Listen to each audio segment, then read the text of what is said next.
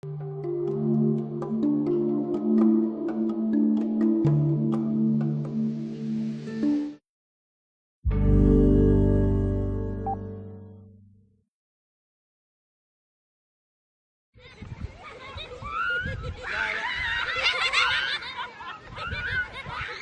kids remind me of 21st century Anne Franks. They're hiding out from the savagery of war and getting almost no help from world powers. When a bomber appears overhead, they bolt into caves that are infested with cobras. What's the sound when a bomb is falling? What is the sound of an Antonov in air?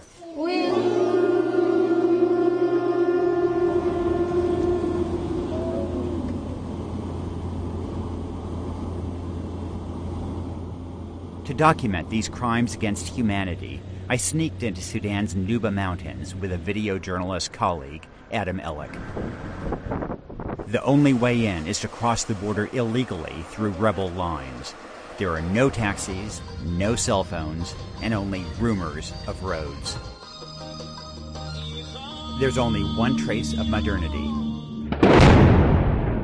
On a daily basis, Sudan kills its own people here, targeting schools and hospitals and ordinary people who live in grass huts. It's the worst ethnic cleansing you've never heard of. It's been going on for 4 years. It's so outrageous and so overlooked that I've returned for the 4th time. I witnessed this in 2012. Suddenly, everyone scrambled for cover. I see the bomber up ahead, and everybody has taken cover in these caves. Sadly, little has changed.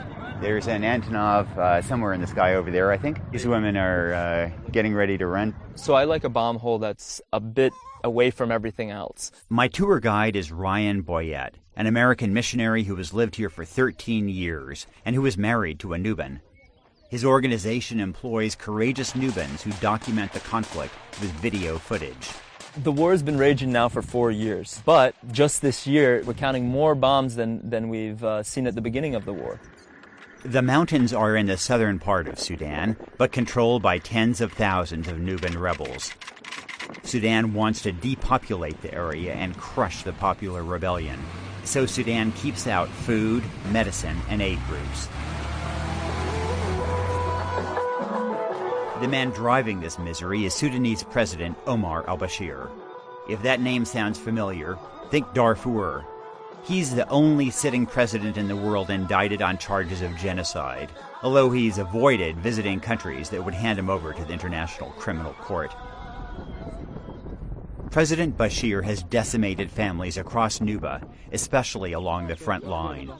That's where we drove to meet Osman and Sadia, parents of 5 children. They had never turned a light switch or spoken on the phone. They encountered the modern world only in February, when a bomb sparked a fire inside the foxhole in which the kids huddled. One child immediately burned to death. The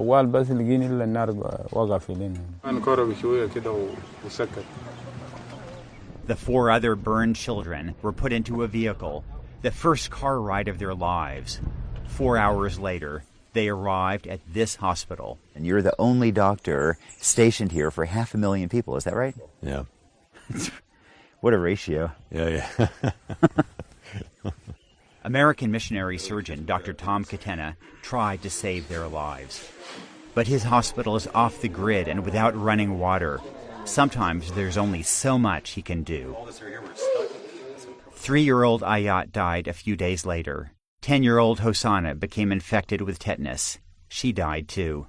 Shanta, their 8-year-old brother, Shanta, seemed to be recovering until maggots swarmed into his wounds.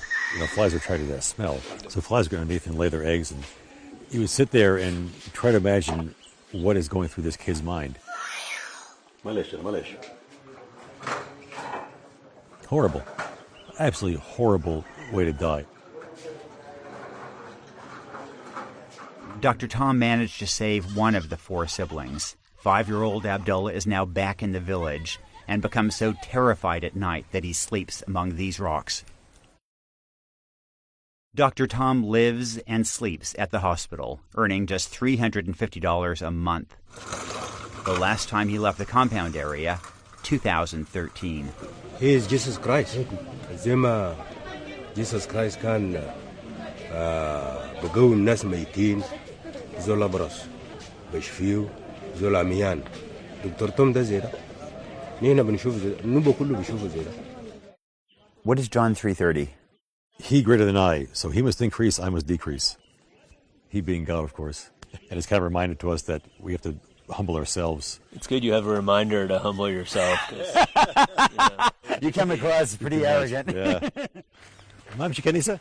On this Sunday, he's headed to church, but insists on a quick walk through the ward. Here comes the head. Within minutes, he delivers a baby. Get your gloves on.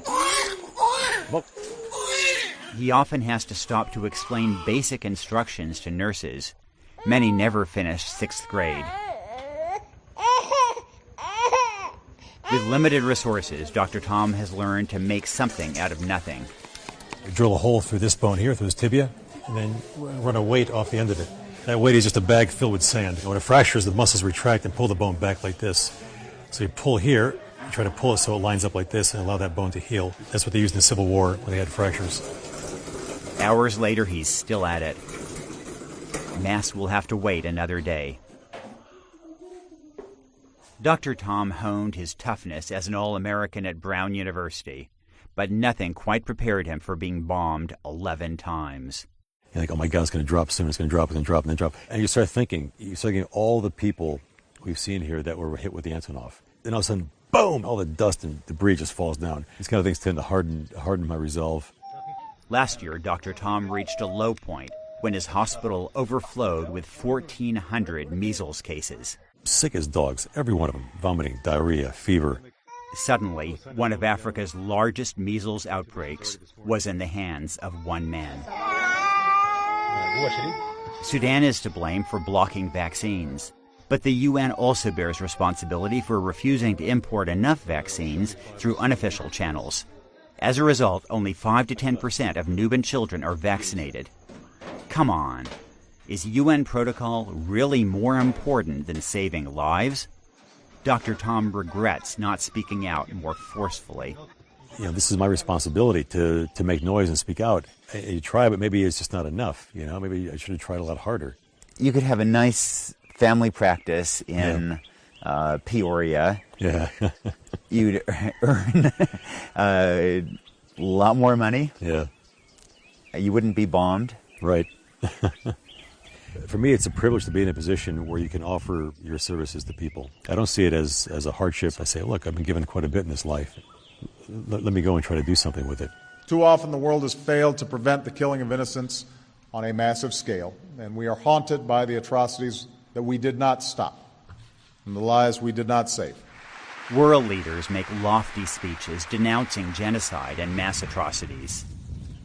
So here's a mass atrocity 4 years along, and our silence makes us complicit. We may not be able to stop this, but we must demand humanitarian access and publicly shame President Bashir in hopes of reducing killings like this.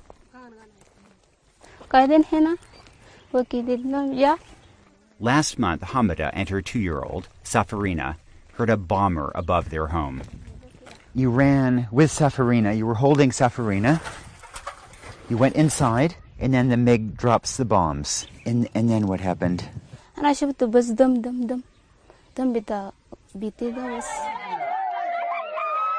Shrapnel sliced through the child's skull.